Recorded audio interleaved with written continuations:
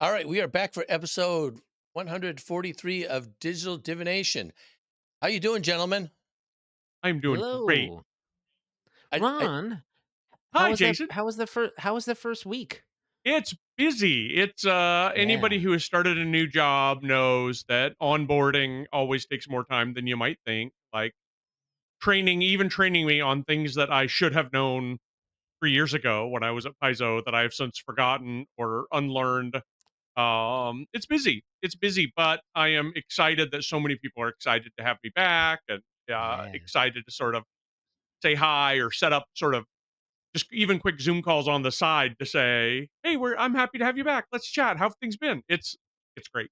Feels a lot like coming I home. get I get to chat with you here in this instance, so that's why I didn't set up any Zoom Quite meetings often, with you like at you work. literally just did. Like, hey, checking in on my first week. Thanks, Jason. That's Well, really yeah, sweet. no, but I didn't do it. I didn't do it this past week while we were he's at doing it on work his own because time rather than work That's time. I'm doing my own right. time. I should put this on my timesheet. That's how much I mean to Only you, because Jason. That's sweet. well, I had a very busy week as well. How's And that? that was because Coco got sick, and we had a lot of like late nights and up at 2 o'clock and 3 o'clock to 5 o'clock in the No. morning a couple times, and taking her to the vet and bringing her back from the vet and taking her to the vet and bringing her back. It was like 3 days that lasted about 2 weeks, honestly. So, but she's feeling better now. That's what I was She's going to okay. ask. How are She's things going okay. right now? She's fine. She's pooping again. To Hooray! be That's way really better blunt than about the it. alternative. Yeah, and so, she pooped twice today, which is great. To get really into the nitty-gritty. I won't get too detailed about what happened during all that time, but it was tiresome, and I missed some work basically because I was taking sick days, sick hours, and for all that. So I was there Monday to say hey, and then it all went to heck.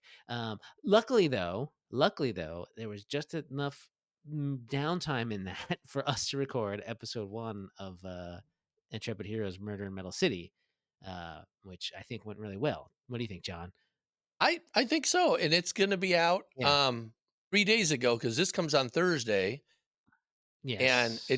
it's being posted Monday, and it'll Right. be both the Tomorrow for us. podcast, which is on No Direction Network, but also for the first time we're recording video of that, which will be on YouTube under Intrepid Heroes. So we'll Yeah. see. My video editing So if skills you're aren't listening to great. this now, it's already out.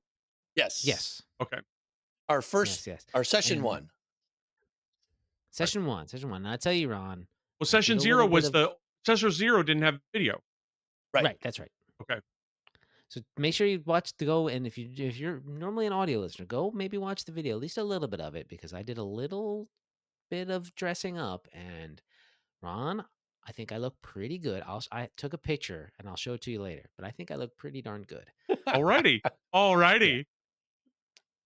I'm All excited. It's right. helpful for you to start out with this because when I watch this on YouTube when it comes out, just to see how silly I look, as I do almost every time we do one of these, Oh, I, w- I will then be reminded, if I haven't already, to go immediately watch the Murder in Metal City Session 1 yeah. because I can't right now while we're recording it, No, but I will be able you to. gotta Okay. wait.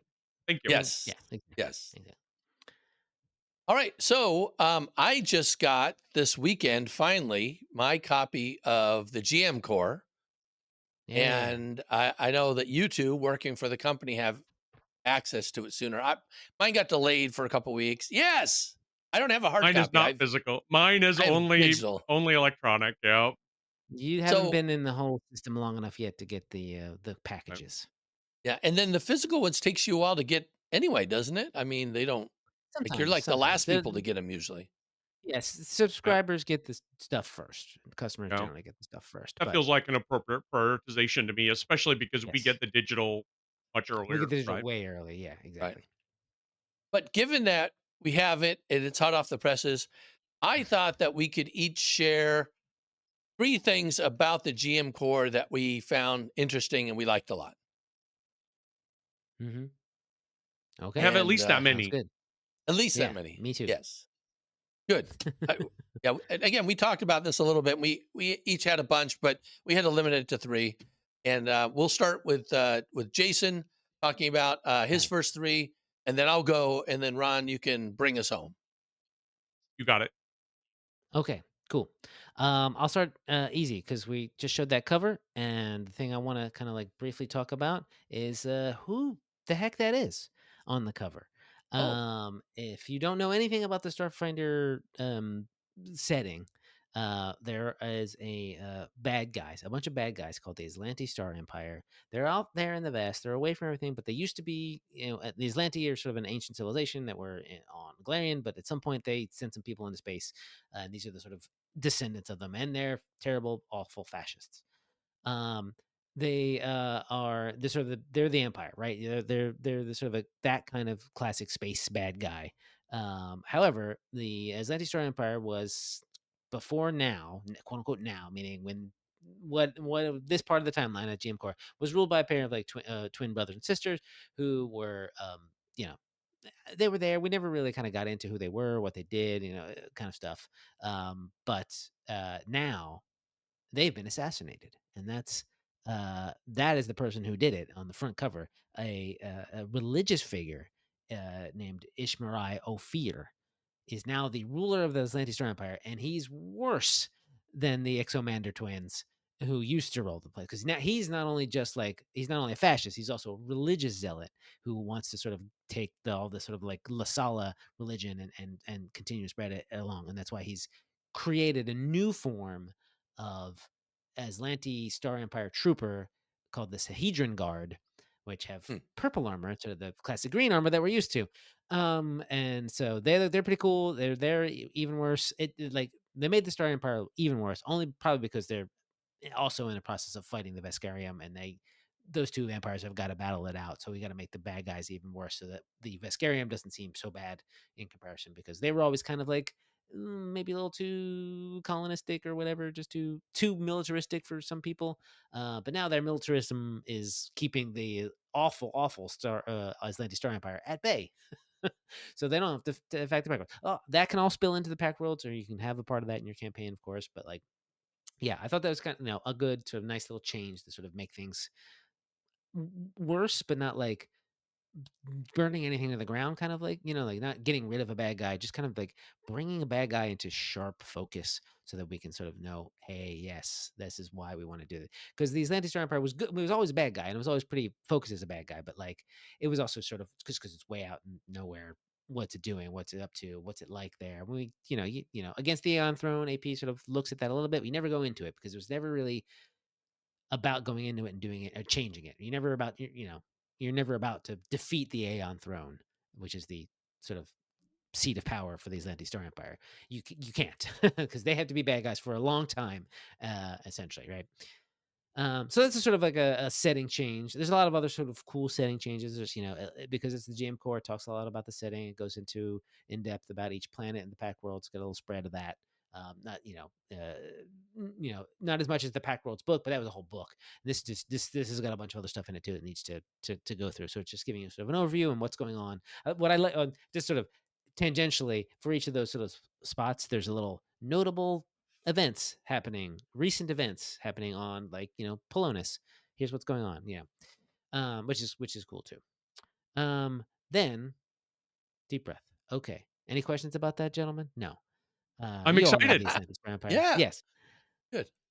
Uh so again, we're going to talk a lot about some things. You're going to see that the GM Core Starfinder, quote, parentheses, and the GM Core parentheses Pathfinder have a lot in common. They have to. The systems are compatible. So a lot of this stuff, about how much XP you get when you fight this kind of creature or this, that, and the other has to be the same, right? The treasure stuff is going to be slightly adjusted from being gold pieces to credits values, whatever. But for the most part, a lot of it's got to be the same. Yeah, it would be it And would that be and that weird if the victory point system between Pathfinder and the victory point system in Starfinder were different. That would be, Right. yeah.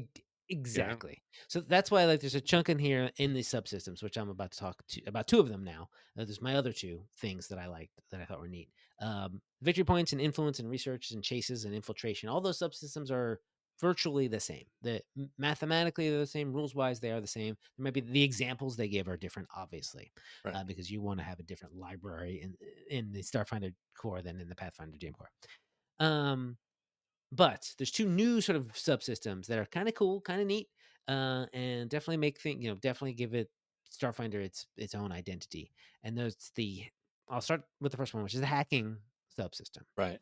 Um, it it is a way to make hacking a little more dynamic if you want it. Now, the advice in here is, of course, says that hey, if you want to hack a simple computer, like picking a simple lock, you just use the action, the computer's action to do it, and it takes two actions, and you get into or whatever you need to do. This is a little bit more like mixes the infiltration system a little bit in with hacking so that there are things that you can do to make it more of a team effort and and it being an entire thing instead of it just being sort of hack this computer. Yes, you're in.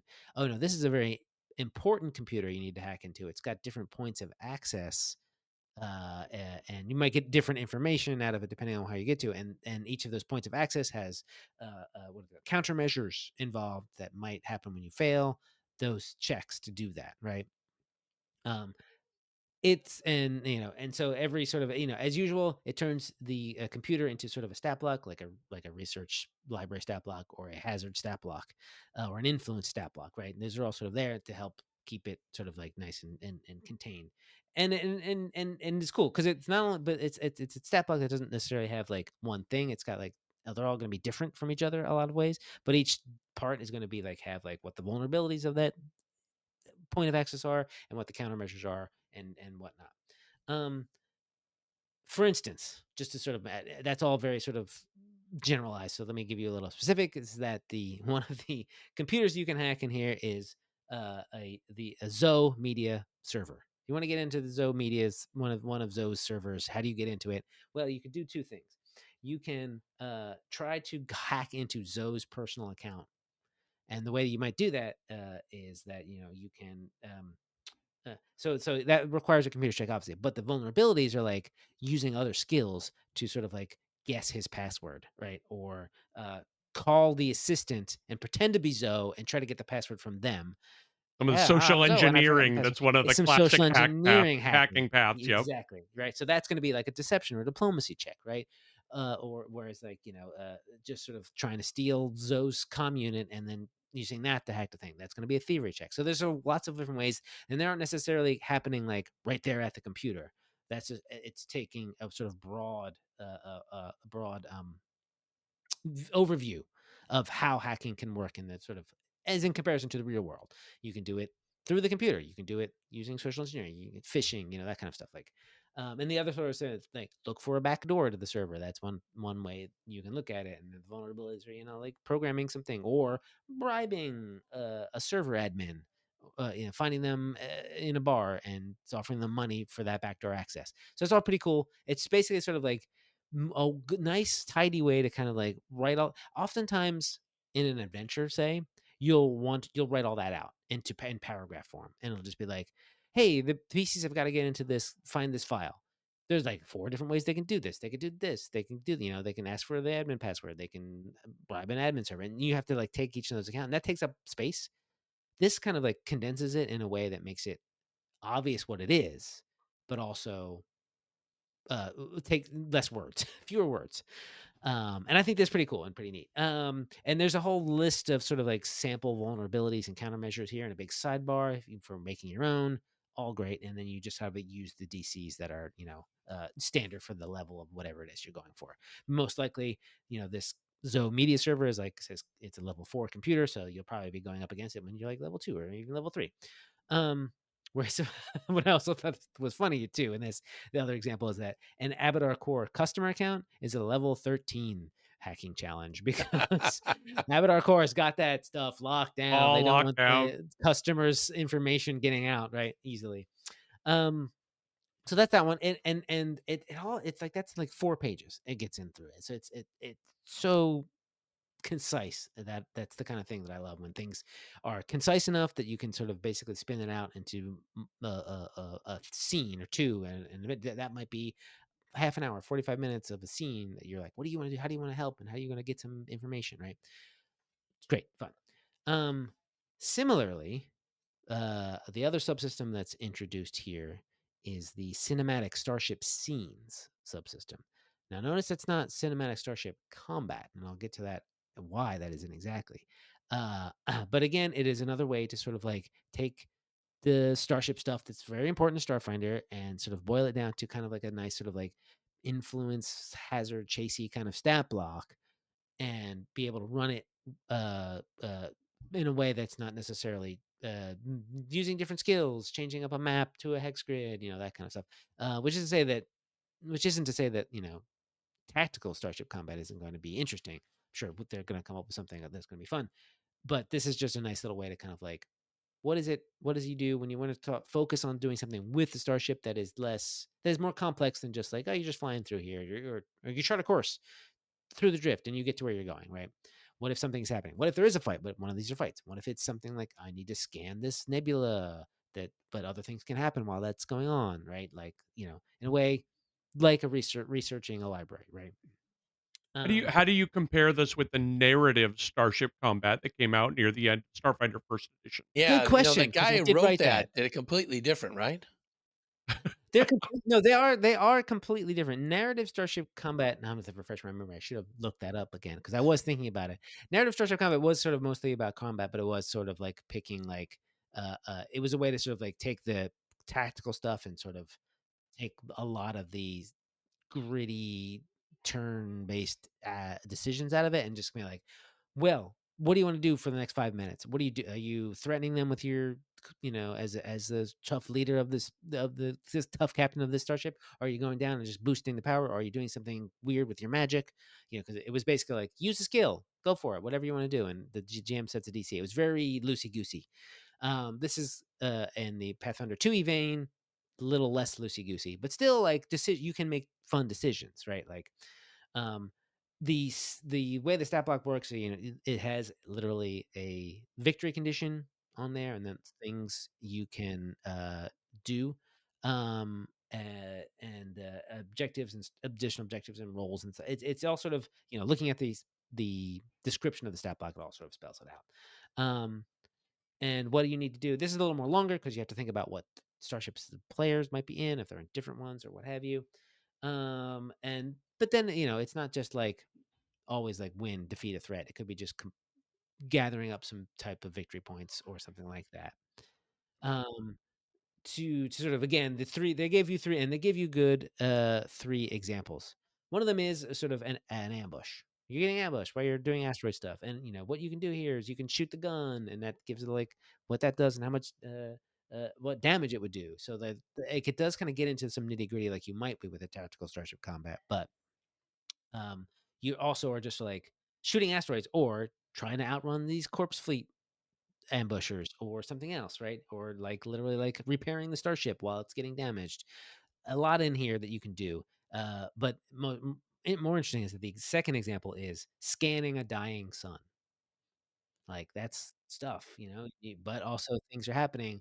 Maybe there's a supernova, solar flares going off, so you have to make sure the ship doesn't get damaged, or uh, rally the crew if something's happening. And then, oh no, look, a group of fire elementals comes out of the sun, and now you've got to deal with that because they're attacking the starship. So they're all kind of like vaguely.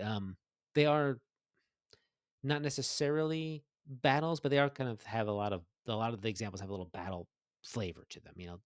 More or less. And all realistic Mhm. things you would do to move the narrative forward when you're in the ship. Yes. That's Yeah, that's exactly. Yeah, yeah. So these kind of focus, yeah, and if you read them, they read a little bit like complex hazards with stuff sort of mixed in with them, because like it says what the threat routine, like the complex hazard, a complex hazard has a routine and how many every time you do it. So every round that goes by, and rounds are not necessarily the same 6 seconds, but it does sort of give you the advice about like what you're doing, um, what the players can do, in terms of like with their abilities themselves. Is it in here? Yeah, yeah, like character abilities. It talks about that. What starships can get conditions, maybe. It's all pretty. I haven't like fully dug into it. I just kind of skimmed it a bit for this.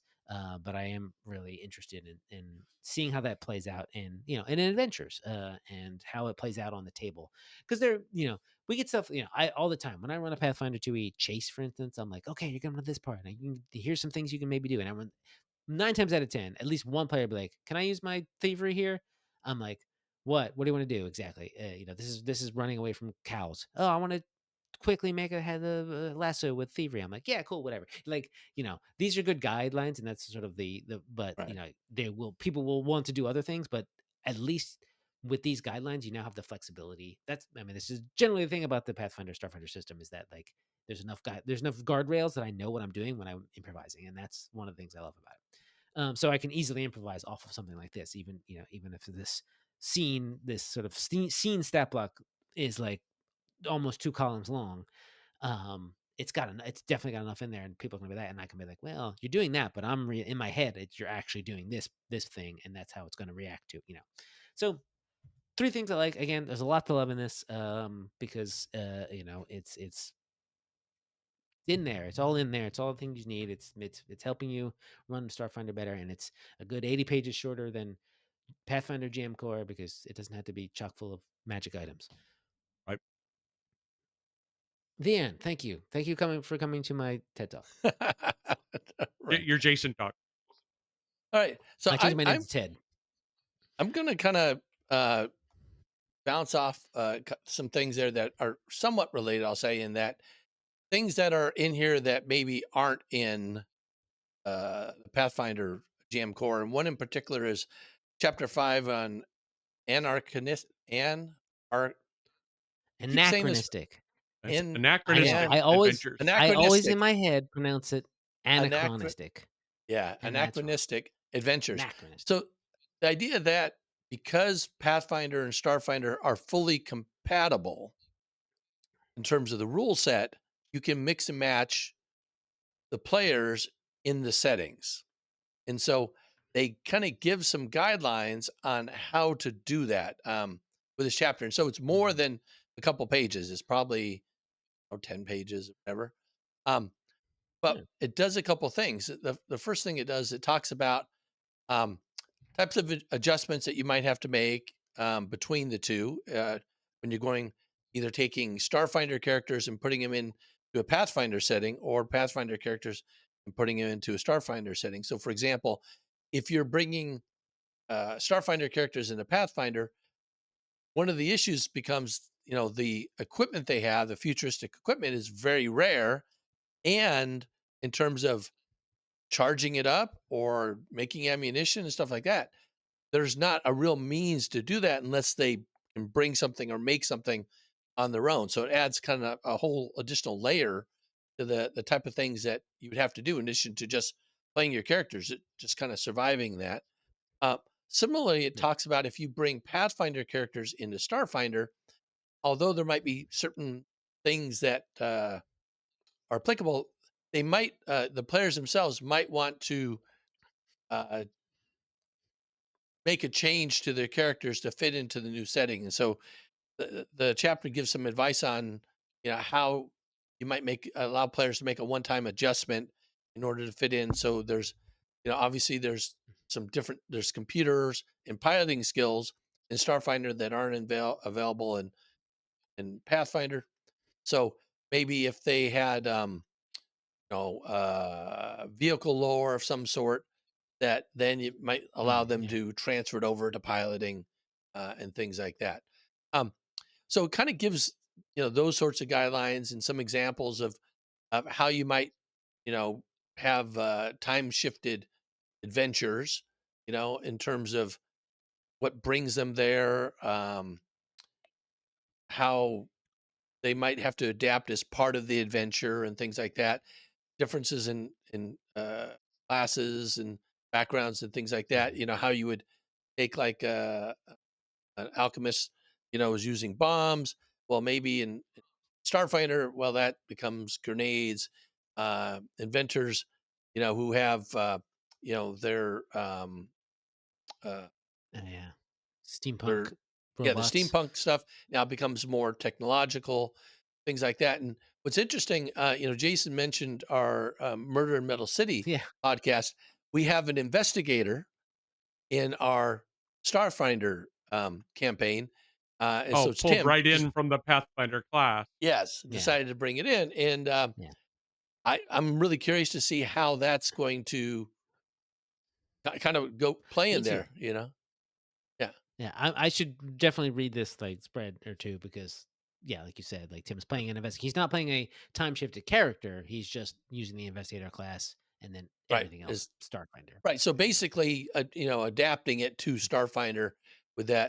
that kind of set, and because there's so many options that you have in Pathfinder already. I think that makes like an interesting way to diversify your classes and archetypes actually as well in Starfinder. So one of the things I'm working on right now for legendary games is converting some Starfinder first edition stuff over to Starfinder second edition, and I'm actually Mm, drawing from some archetypes in the Pathfinder to bring them in order to build out the things that were added, basically. In the So one of the things I was thinking of that would be really fun is like adding like a kineticist archetype into Starfinder. oh, cool. I Oh, I to think reflect some elemental powers like that. yeah. So I think so different things like that. So I thought that'd be be a lot of fun. Anyway, so this chapter talks about a lot of things you can do, with technology and crafting and skill checks and downtime, um, ancestries, background. So it really gives you a lot of stuff in that, and it talks about time travel itself. So some of Mm, the risks mhm. of time travel and things like that. So um, and using the gap as a plot device to uh, that supernaturally alters or censors sensitive information that a time traveler might actually have. Um, Mhm. so I thought that was kind of interesting there, and talking about gods and deities might actually intervene in those cases as well. Um, and then it gives examples for specific adventure hooks and things you can do. And goes into talking about how to deal with creatures as well and things like that. So it's there's a lot. It devoted a lot Yeah. in this book to the compatibility issue. All right. So shifting gears a little bit, I'm going to talk about afflictions in here. Um, so obviously there were afflictions already in Pathfinder Second Edition, and you had some in Starfinder First Edition. The Yeah. afflictions that they came up with for Second Edition are just really cool. So and they have it broken down by curses and diseases and things like that. And I'm just going to read you some of the titles of these things because they just look like they would have been so much fun to make these things. So for curses they have social media addiction, um, eternal fizziness. So the side effect from of an eternally fizzy carbonated drink that causes all foreign liquids to bubble out of control and makes a challenge for you to be hydrated. Uh, Kind of microtransaction. Willy Wonka Yeah. problem, Yeah, wasn't Kind that? of. Yeah. You stole yeah, fizzy lifting The fizzy drinks. lifting yes. drink. Yep. Yeah, microtransaction hell. Um, just, Yeah, um, that was a fun one. yeah, I thought that was a lot. A bullet magnet. We were talking about this causes your body to generate a powerful magnetic field in the presence of high kinetic projectiles. Ron, I'm sure you'll like this one. Non-disclosure agreement. Yep. Um, you know, What a curse. The curse of the NDA. yes. Right. Trust exercise. Um, Oh God. uh, so those are some kind of Why is that one's 15th level? I don't know. It's really high.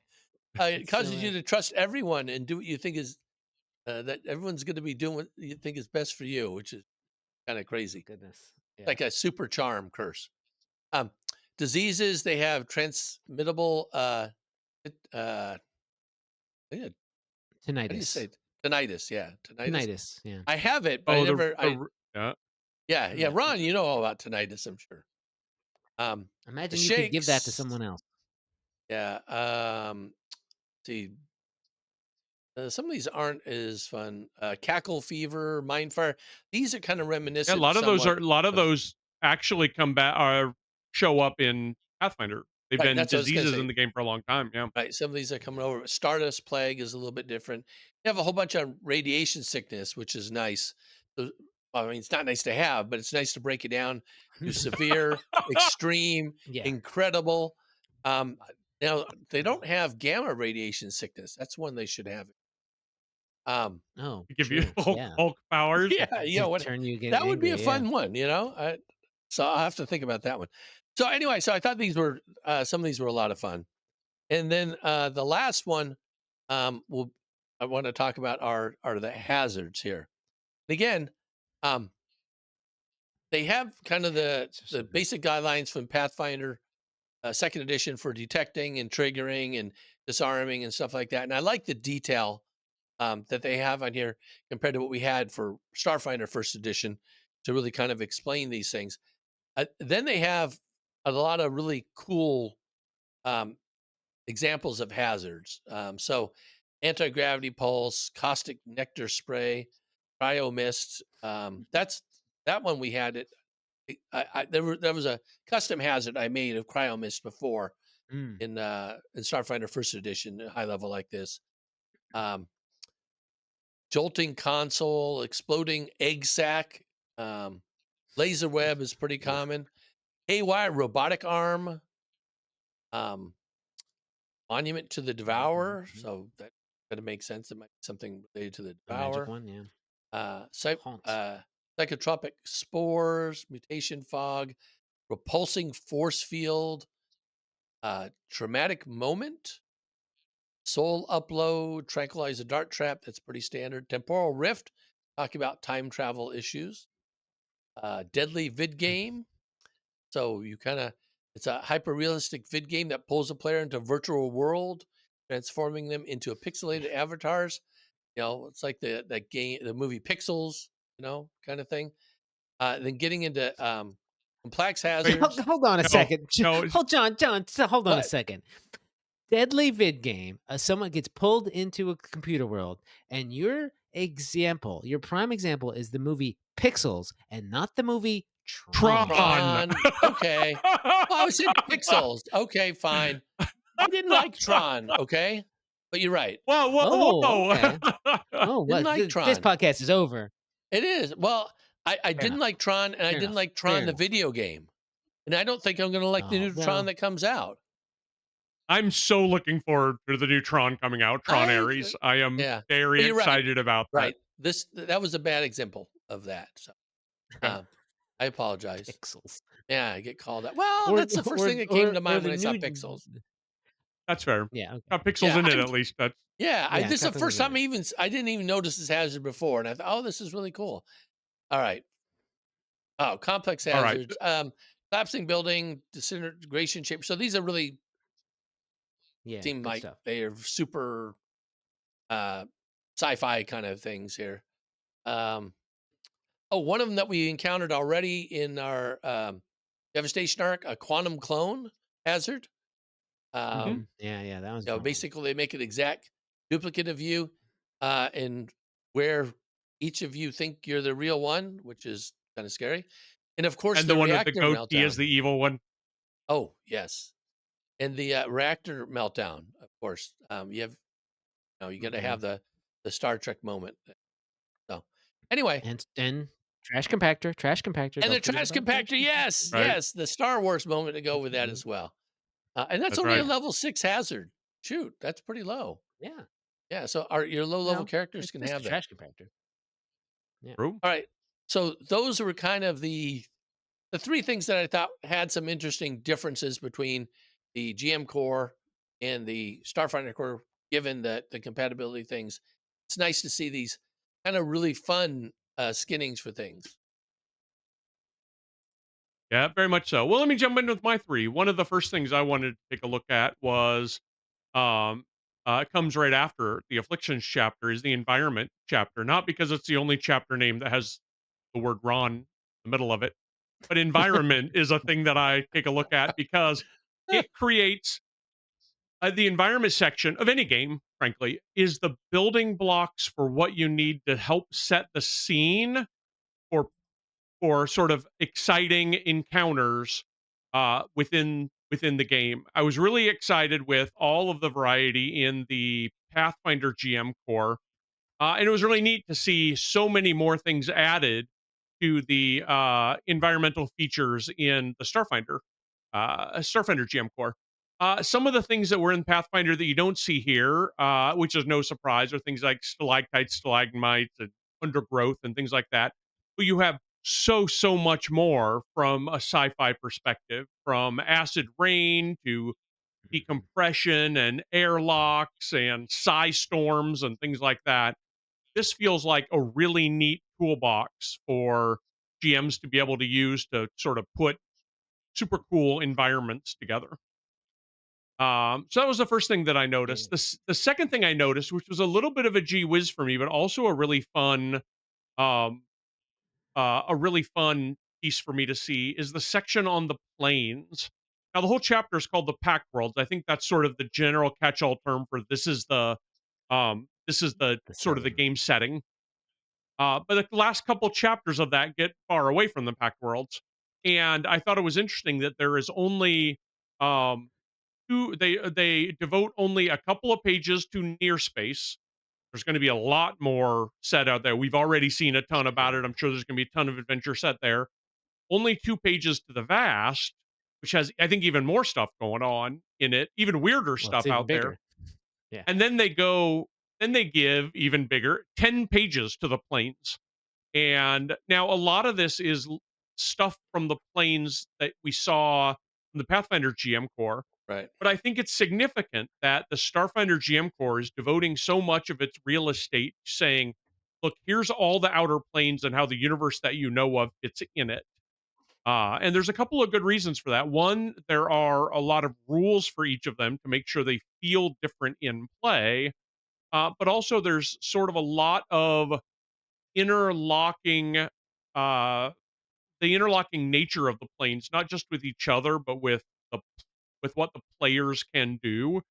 Because you could have like a devil or a demon show up any place, but the near space or the vast, that's going to be a setting that, like, as a GM, you send people to. So maybe some more information about the planes than those two things is warranted here in this book. I feel like that's actually an interesting choice, and I feel like it says something about the wondrous nature of Starfinder as a game. So I thought that was actually really cool. They go into a lot of details about that.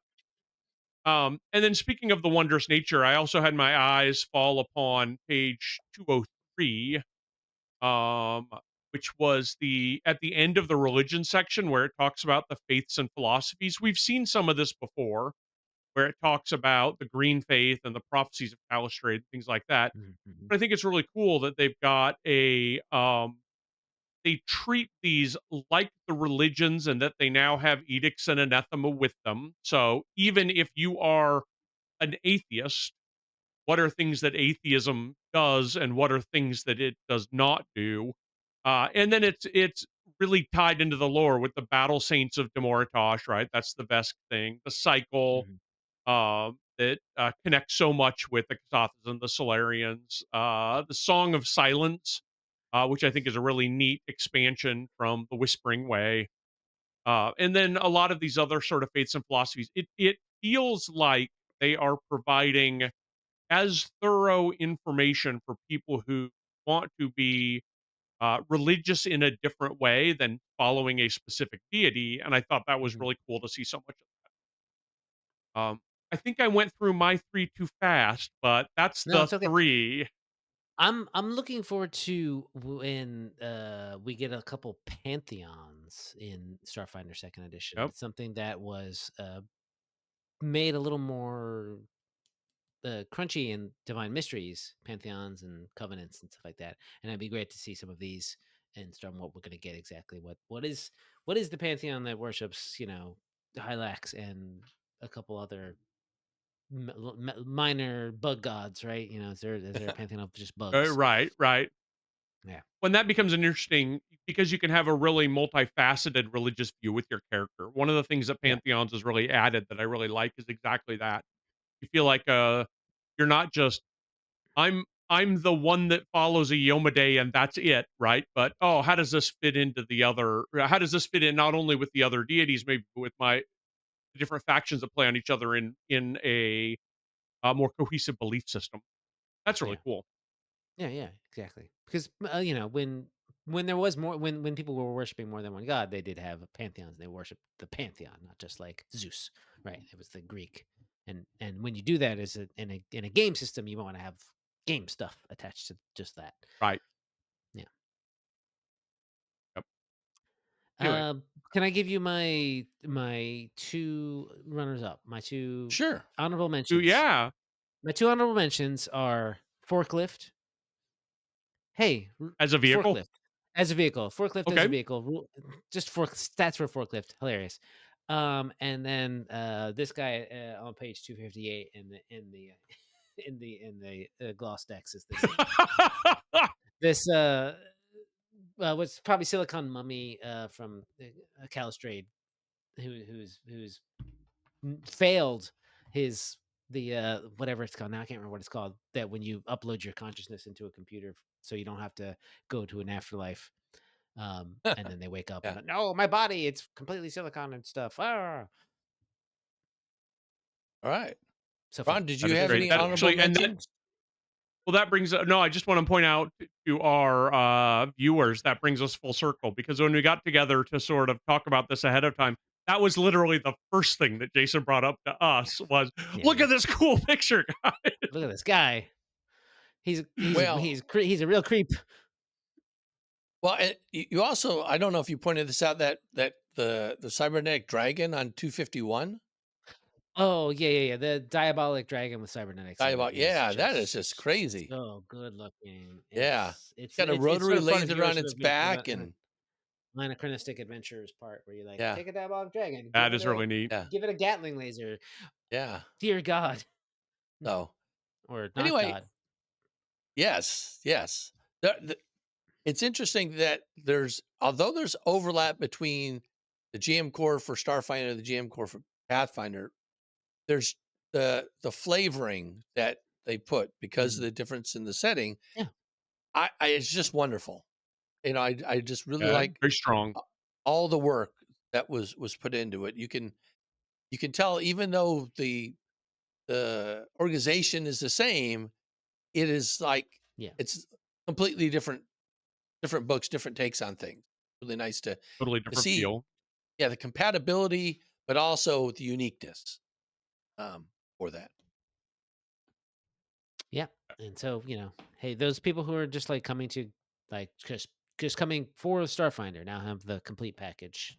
All at their fingertips. Don't necessarily have to be like picking well until Alien Core comes out. Then they'll have the full complete package. But The That's full that's right, first that's soon. three right. That's books. coming soon. Yeah, the first But three this books. was But nice that this for the most came, part now it's in. a month after the player core. I mean, it Yeah. came pretty Yep. quick, timing wise. I don't know how fast that was on the Pathfinder remastered side, but this is pretty quick, I thought. Yeah. I don't Have to know. go back and look. Yeah. Yeah. Right. It was at a whole But different company then. Yeah. You yeah, didn't yeah. care. You don't know any of this history. So. Uh, Well, I'm John. and I'm Ron. And I'm Jason, and this has been Digital Divination.